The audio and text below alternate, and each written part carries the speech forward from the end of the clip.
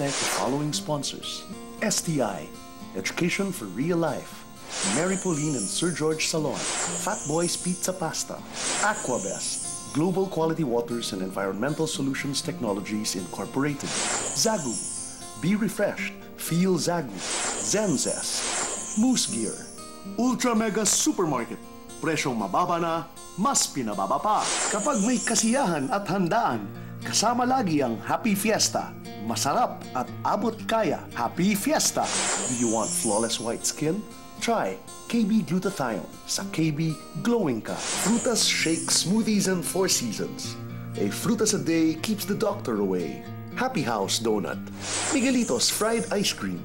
Fernando's Bake Shop. Malunggay Life Oil. Subukan ang purong katas ng balunggay. Blim's Furniture. Bago po sumalang si Nanay Elvira dito sa atin ngayong araw, nagkaroon po siya ng pagkakataong muling makaharap at makita ang taong pumaslang sa kanyang minamahal na anak. Sinamahan namin siya dito at ito po ang mga nangyari. Panoorin po natin. Yung hirap na inabot namin, mas grabe. Paghahabol ng katotohanan. Kaya sagot ang Panginoon na lang ang makaalis sa'yo dito. Karen, kumusta? Okay lang.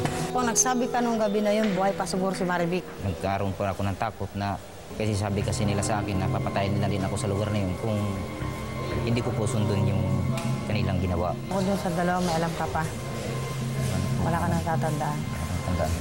Pero kung talaga hanggang ngayon, si Salvi at saka si Boyd ang may gawa sa'yo, ako na lang ang bahala sa kanila. Ang Diyos na ang bahala humusga sa kanila at mamatay sila lahat. Nagkaletse-letse rin ang buhay namin. Kung alam mo lang. Sinunog ang bahay namin. Sinunog ang bahay namin nun. Wala kaming matiran. Nararamdaman ko po yung awa sa kanila na naging sumapit sa kanila. Kaya ang ginagawa namin ng parang nakatamo, tamo na wala ka sa bitay. Ilang taon na lang siguro pananatili mo rito. Makakalabas ka rin. Pasalamat ka nga, buhay ka. Yung anak ko, bulok na. Hinihiling ko lang din ito sa complainant ko lang. Humingi na akong tawad sa kanila. Pamali ko. Napatawad ko naman na siya. Kung ano yung participation niya doon, inaamin niya, hindi niya pinagkakaila. Patawad ko na siya. Diyos na rin po ang bahala sa inyo dahil nagpatawad po kayo. Napakahirap po sigurong gawin nun. Hindi po ba siya kasama sa gumahasa at pumatay kay Marivic? Hindi po niya yun magagawa. Kasi alam namin, duwag na tao yan eh. Kasi wala po siyang kamag-anak doon. Tsaka matagal na po siya doon. Ano po, may isang taon na po siya doon. So yung isa naman po, sabi niyo dalawa lang po ang nahuli. Si Larry at yung isa. Meron pong dalawa na nakulong uli. Na nakulong uli? Opo, yung sinabi po niya nung July 8 sa amin na may kasama po siya. Kasi July 7 po siya nahuli. Hindi po siya pinakita sa amin ng pulis. Ngayon, July 8, sinabi po niya sa amin na may dalawa siyang kasama. Yun po yung napanibago uli ako ng demanda. Nandito po sila? Yung dalawa po, nakalabas na po. Ang bilis, ano po? Ang bilis po, baba po ng binigay ng judge doon. Na-hospital nga po ako doon nung masentensyahan po sila dahil ang baba Pero po. guilty po sila. Paano po nangyari yung sila mismo yung gumawa nung karumal-dumal, sila pa yung mabilis na kalabas? Po. Ano ho yun? May kaya po ba ang pamilya? May kaya po sila at may kapit po sila sa sa gobyerno. Ito po ang picture ng aking asawa bago po kami ikasal. Yung taon na ikakasal po kami, kasama ni Nanay Elvira. May gusto daw po kayong sabihin kay Kiko. Nagpapasalamat din po ako dahil po sa kanya. Pinagtunan din po niya yung kaso namin. Sinadya pa niya yun sa Valenzuela. Pinantahan po niya talaga yan. Hindi po talaga kaya ng asawa kung palusutin yung mga ganyan. Yan po talaga ang kanyang adhikain sa buhay.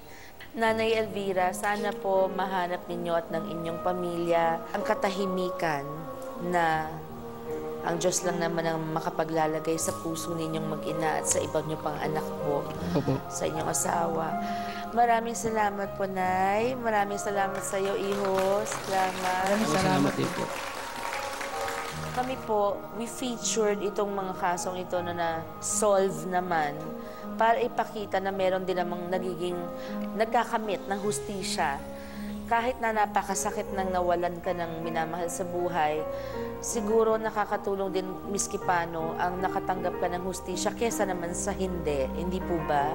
Bago pong lahat, magpapasalamat po muna ako ulit kay Pin Antonio ng Salon de Manila para po sa aking pag-alaga niya sa aking buhok. At para sa ngayong araw, si Christine Lopez po, salamat sa hairstyle ko. At Peachy Mayano for my makeup. Maraming salamat, Peach. And belated happy birthday uli, kahit late na late. And Tips and Toes, salamat sa inyo for my nail care. Dalawang ina po ang dinurog ang mga puso ng mga walang kwentang krimen at galing sa akin, mga walang kwentang tao. Makahanap sila ng mga kasagutan. Ngayon, muli silang bumabangon mula sa bangungot na nakaraan. Unti-unti naghihilom ang sugat kahit na alam natin pag anak ang nawala sa magulang. Maghilom man yung sugat, hindi nawawala ang sakit. At lumalakas sa magagandang alaalang iniiwan ng mga mahal nila sa buhay.